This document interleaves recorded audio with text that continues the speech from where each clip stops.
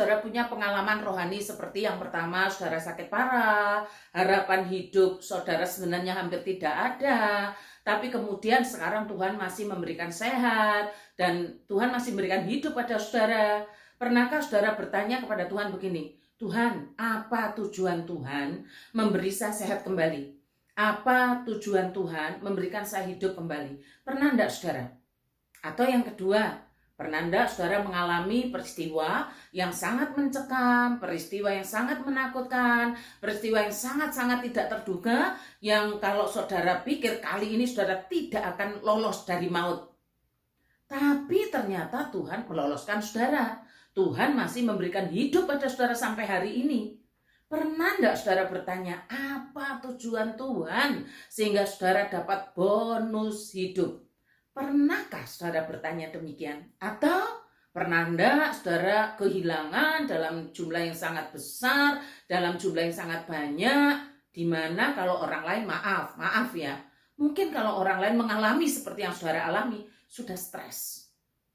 Tapi ternyata saudara bisa legowo, saudara bisa menerima kenyataan pahit itu, dan sampai sekarang saudara masih bisa bekerja, saudara masih bisa hidup. Pernah enggak saudara bertanya, Tuhan, apa tujuan Tuhan sehingga saya masih hidup sampai hari ini? Pernah enggak saudara?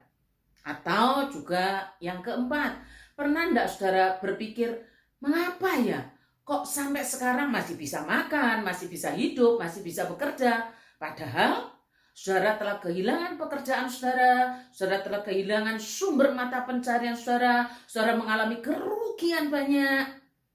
Tapi kok masih bisa hidup ya? Bahkan selama pandemi yang hampir 1,5 tahun ini, saudara masih hidup, masih sehat. Pernah enggak saudara bertanya, Tuhan, apa ya tujuan Tuhan atas hidup saya?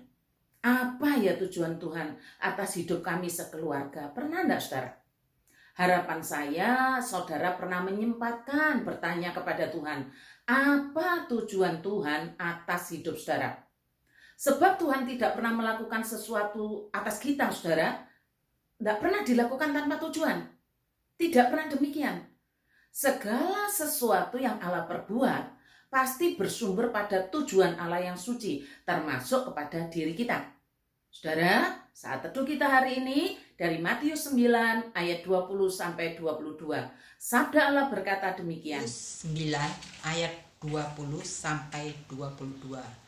Pada waktu itu, seorang perempuan yang sudah 12 tahun lamanya menderita pendarahan maju mendekati Yesus dari belakang dan menjamah jubahnya, karena katanya dalam hatinya, asal kujamah saja jubahnya, aku akan sembuh. Tetapi Yesus berpaling dan memandang dia serta berkata, teguhkanlah hatimu, hai anakku, imanmu telah menyelamatkan engkau. Maka sejak saat itu sembuhlah perempuan itu. Amin. Perikop kita hari ini menceritakan 2 mukjizat yang dikerjakan oleh Tuhan Yesus ya saudara. Yang pertama, seorang perempuan yang sakit pendarahan selama 12 tahun yang dikatakan dengan menjamah jubahnya saja ia sembuh. Lalu mukjizat yang kedua, seorang anak perempuan kepala rumah ibadat yang berusia 12 tahun yang sakit lalu meninggal. Dan oleh Tuhan dibangkitkan. Itu 2 mukjizat yang Tuhan lakukan dalam 1 kali perjalanan. Pertanyaannya saudara, apa tujuan Tuhan menyembuhkan perempuan pendarahan itu dan membangkitkan anak kepala rumah ibadat itu? Apa tujuannya? Sebelum kita melanjutkan pembahasan kita, saya ingin mengajarkan kepada saudara bahwa apapun yang saudara baca atau dengar tentang mukjizat penyembuhan atau membangkitkan orang mati, atau saudara sendiri mengalami pengalaman rohani yang luar biasa, biasakan selalu bertanya kepada Tuhan begini, Tuhan, apa tujuan Tuhan? Saya mengalami semua ini, apa tujuan Tuhan? Setelah itu cari jawabannya di Alkitab, sebab Tuhan sudah memberikan jawaban itu di dalam Alkitabnya. Iman itu selalu terhubung dengan tujuan Allah dalam hidup kita. Segala sesuatu selalu menanyakan apa tujuan Tuhan. Sebab kita diciptakan untuk mengerjakan tujuan Allah.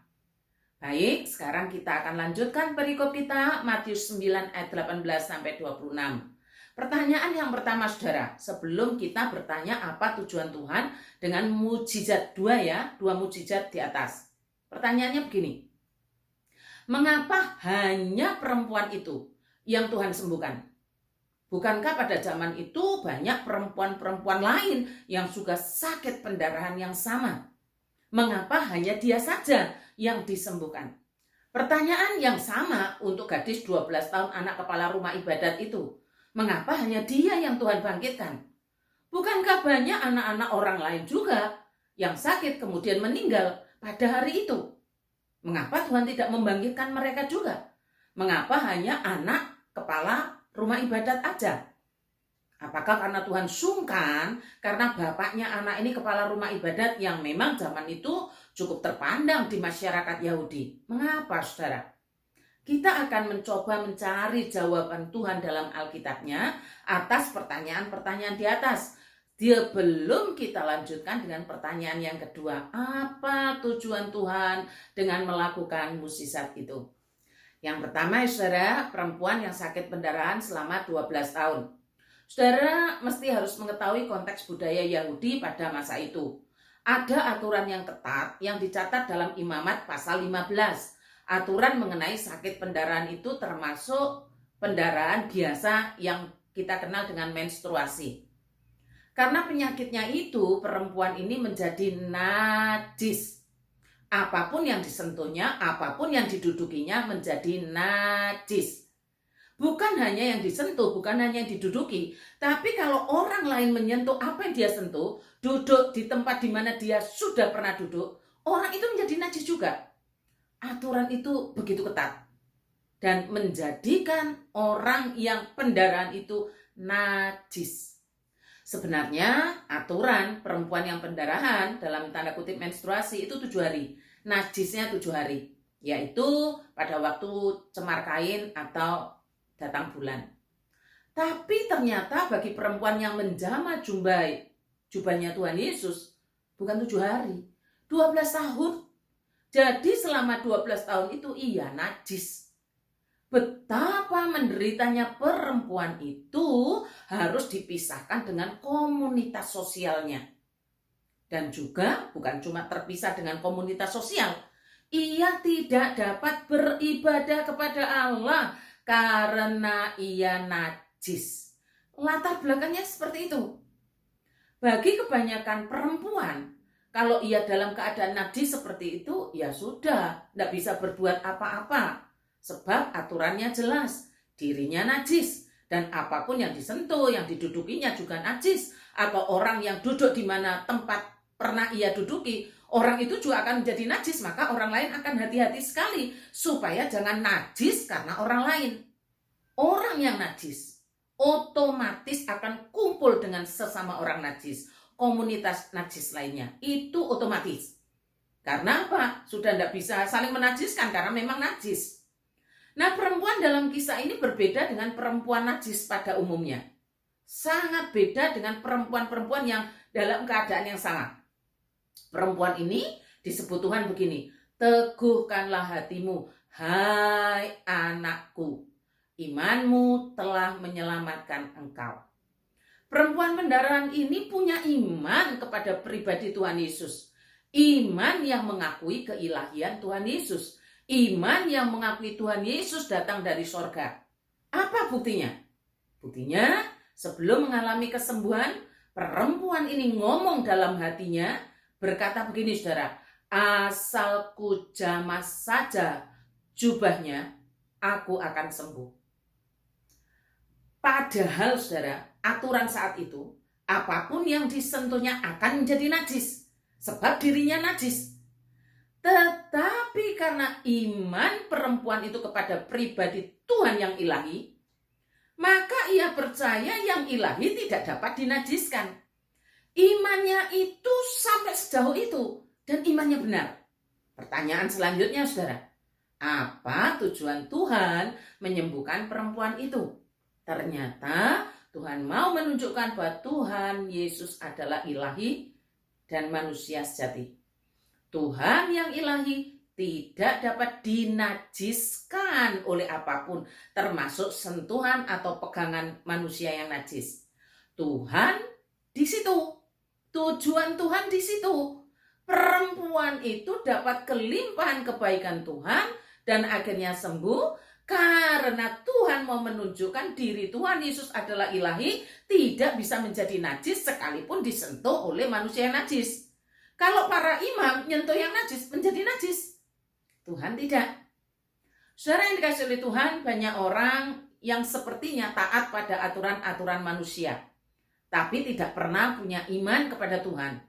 Taat memang taat, tapi taatnya salah, membatasi kuasa Allah dengan aturan manusia, sehingga tetap dalam keadaan najisnya.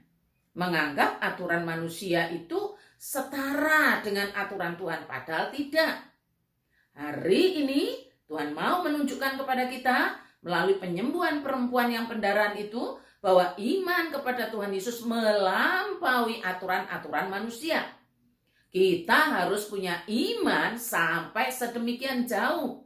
Manusia bisa saja melarang kita datang kepada Tuhan karena kita najis. Tetapi Tuhan menerima orang yang najis dan menerima orang yang beriman kepadanya, dan iman itu sampai kepada keilahian Yesus Kristus. Yang kedua, saudara, sekarang tentang seorang anak perempuan, yaitu anak kepala rumah ibadat yang bernama Yairus. Apa keistimewaan anak perempuan yang berumur 12 tahun ini dibandingkan dengan anak-anak yang lain? Yang bisa juga sih mengalami sakit yang sama sampai meninggal dunia.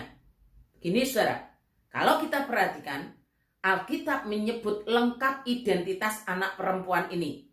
Disebut begini, sementara Yesus berbicara demikian kepada mereka, datanglah seorang kepala rumah ibadat, lalu menyembah dia dan berkata, anakku perempuan baru saja meninggal, tetapi datanglah dan letakkan tanganmu atasnya, maka ia akan hidup. Dan kita tahu saudara, pada masa itu tidak ada seorang pun di antara kepala rumah ibadat yang menerima, apalagi percaya Tuhan Yesus yang ilahi. Tidak ada. Mereka cuma menerima Yesus yang manusia. Kalau menerima Yesus yang ilahi, Yesus yang manusia, tidak ada, hampir tidak ada. Hampir semua kepala rumah ibadat memusuhi dan membenci Tuhan Yesus. Tapi Yairus kepala rumah ibadat yang satu ini beda. Orang ini percaya kepada Tuhan Yesus yang ilahi. Karena itu ia berani mengundang Tuhan secara langsung ke rumahnya, yang artinya disaksikan, dilihat banyak orang, yang saat itu akan diketahui bahwa kepala rumah ibadat Yairus ini percaya kepada Tuhan Yesus. Hanya Tuhan Allah atur jalannya lewat anak perempuan yang sakit sampai meninggal dunia, dan akhirnya Tuhan datang ke rumah, disaksikan banyak orang. Jadi yang istimewa itu ya kepala rumah ibadatnya, yang namanya Pak Yairus. Imannya Pak Yairus ini yang luar biasa. Sedangkan anak perempuannya hanya alat bagi Tuhan untuk menunjukkan jati diri keilahian Tuhan, sehingga dibangkitkan. Dampaknya apa? Dampaknya dicatat begini saudara, mengapa kepala rumah ibadat ini yang Tuhan pilih? Maka tersiarlah kabar tentang hal itu ke seluruh daerah itu. Jadi apa tujuan Tuhan dengan membangkitkan anak perempuan kepala rumah ibadat itu? Agar seluruh daerah itu, Galilea tempat Tuhan dibesarkan, mengetahui bahwa Tuhan Yesus adalah ilahi, Tuhan Yesus adalah Mesias. Jadi saudara-saudara, pada hari ini jika saudara dan saya dipakai sebagai alatnya untuk menyatakan keilahian Kristus, bersyukurlah. Tetapi yang harus kita ingat baik-baik adalah karena Allah sedang mengerjakan misinya, kita hanya alat di tangannya, alat yang dipilihnya. Tuhan memberkati kita semua. Selamat ulang tahun Bapak Delnov Nababan dan Grace Senatan. Sama-sama 8 November ya, Delnov 8 November. Kiranya Allah mengaruniakan dengan kebaikan-kebaikannya sehingga beroleh kelimpahannya dan menjadikan dirimu sebagai alatnya untuk misi kerajaannya. Mari kita berdoa.